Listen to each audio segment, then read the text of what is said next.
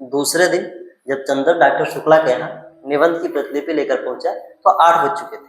7 बजे तो चंदर की नींद ही खुली थी और जल्दी से वह नहा धोकर साइकिल लेकर भागा कि कहीं भाषण की प्रतिलिपि पहुंचने में देर न हो जाए। जब वह बंगले पर पहुंचा तो धूप फैल चुकी थी। अब धूप भली नहीं मालूम होती थी, धूप की तेजी बर्दाश्त के बाहर होने लगी। लेकिन सुधा नील कांटे के ऊंचे ऊंचे झाड़ों की छांव में एक छोटी सी कुर्सी डाले बैठी थी। बगल में एक छोटी सी मेज थी जिस पर कोई किताब खुली हुई रखी थी। हाथ में क्रोशिया थी और उंगलियां एक नाजुक तेजी से डोरे से उलझ सुलझ रही थी। हल्के बादामी रंग की इकलाई की लहराती हुई धोती, नारंगी और काली तिरछी धारियों का कलफ किया चुस्त ब्लाउज और एक कंधे पर उभरा हुआ उसका पफ ऐसा लग रहा था जैसे कि बाह पर कोई रंगीन तितली आकर बैठी हुई हो और उसका सिर्फ एक पंख उठा हो। अभी अभी शायद नहाकर उठी थी क्योंकि शरद की खुशनुमा धूप की तरह हल्के सुनहले बाल पीठ पर लहरा रहे थे। नील कांटे की टहनियां उनको सुनहली लहरें समझकर अटखेलियां कर रही थी। चंदर की साइकिल जब अंदर दिख पड़ी तो सुधा ने उधर देखा, लेकिन कुछ भी ना कहकर फिर अपनी क्रोशिया बुनने में लग गई। चंदर सीधा पोर्टिको में गया और अपनी साइकिल रखकर भीतर चला गया। डॉक्टर शुक्ला के पास, स्टडी रूम में, बैठक में, सोने के कमरे में और कहीं भी डॉक्टर शुक्ला नजर नहीं आए। हार कर वह बाहर आया तो देखा मोटर अभी गैराज में है, तो वे जा कहाँ सकते हैं। और सुधा को तो देखिए क्या अकड़ी हुई है आज, जैसे चंदर को जानती ही नहीं।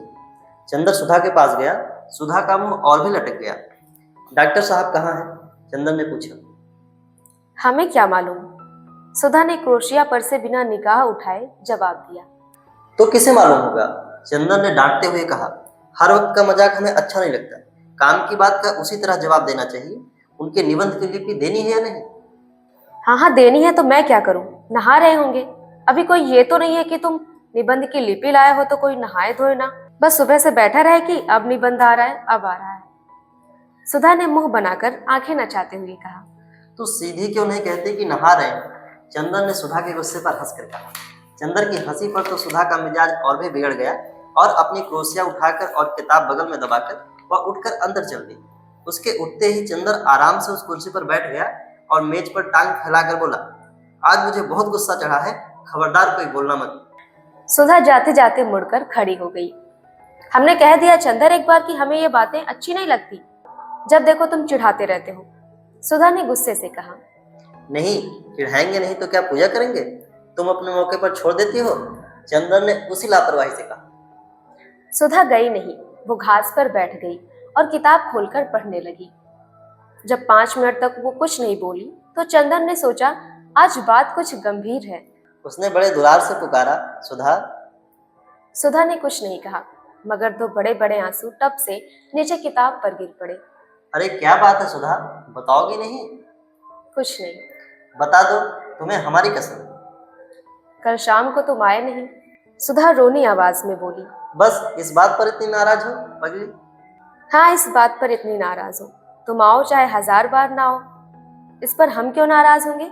बड़े आए कहीं के, आएंगे नहीं तो जैसे हमारा घर बार नहीं है। अपने को जाने क्या समझ लिया है, सुधा ने चिढ़कर जवाब दिया।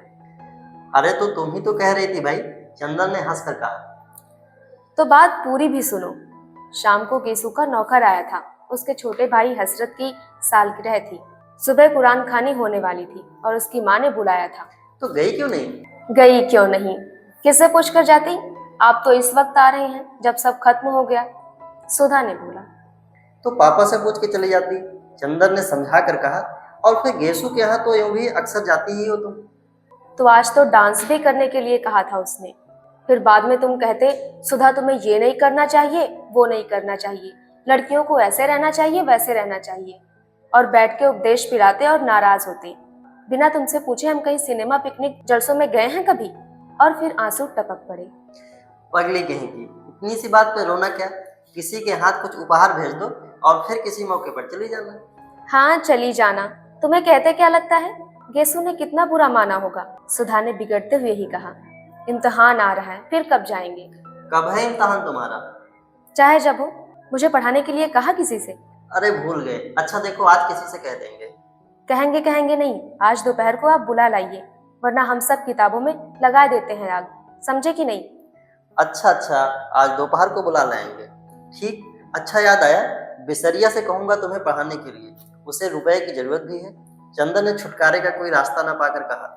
आज दोपहर को जरूर से, सुधा ने फिर आंखें नचाकर कहा। लो पापा आ गए नहाकर, जाओ। चंदर उठा और चल दिया। सुधा उठी और अंदर चली गई। नहाकर वे आ रहे थे और दुर्गा सप्तशती का कोई श्लोक गुनगुना रहे थे। चंदर को देखा तो रुक गए और बोले, हेलो, हो गया वो टाइप? जी हाँ।